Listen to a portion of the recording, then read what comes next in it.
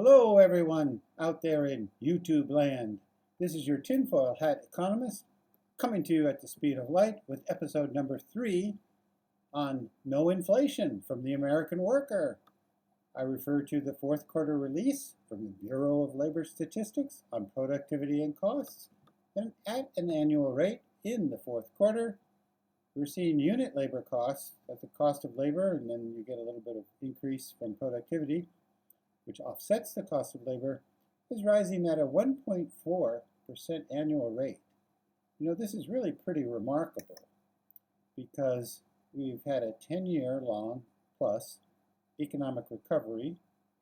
We have endless whining from the Federal Reserve and employers that there are tight labor markets. But unit labor costs are rising at a 1.4% annual rate in the fourth quarter, which is not enough to bring the inflation rate to the Federal Reserve's 2% target. They do that on something called the PCE core, not the CPI, but anyway, that's a whole nother topic. So labor is not causing inflation in the United States. Now there's a clue.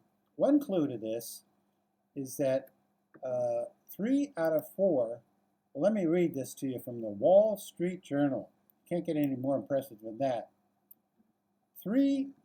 Nearly 3 of 4 Americans who were newly employed in recent months came from outside the labor force, meaning they weren't actively looking for work prior to the month they accepted a job. Of course, that's officially.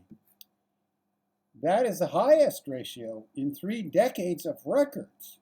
In other words, this problem of not enough workers is getting better, not worse. I mean, there's more workers. More people are being attracted into the labor force.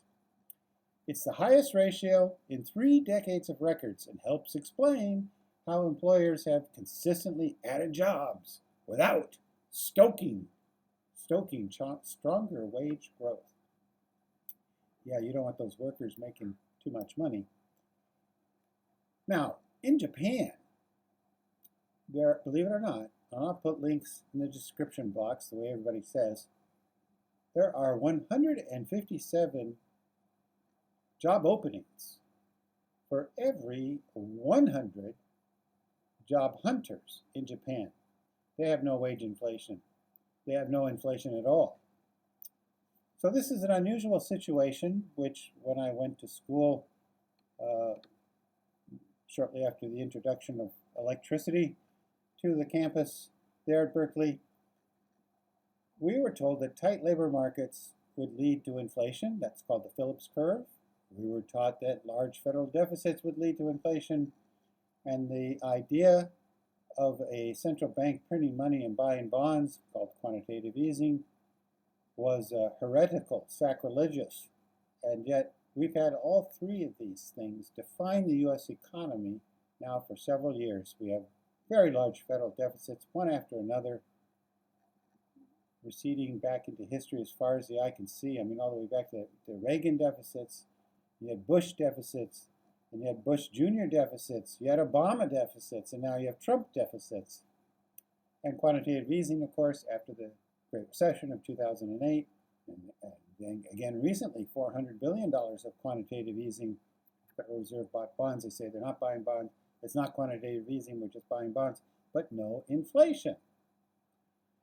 So that's the good news. We can hope for higher wages in the future. I think a nation, if you want to keep a nation happy, the best thing you can do is have tight labor markets and let workers make more money. I'll have other posts on that in the future. So I wanted to have a positive tinfoil hat economist episode, and that's it. Thanks for tuning in to my dozens of viewers, and I look forward to episode number 4, in which I'm going to raise something controversial. I think gold is a bad investment, and I've got the charts to show it. So if you're a gold bug, bring your tomatoes. So this is your tinfoil hat economist, now leaving you at the speed of light, and I wish everybody the best of success in your job markets and in investing. Tally ho.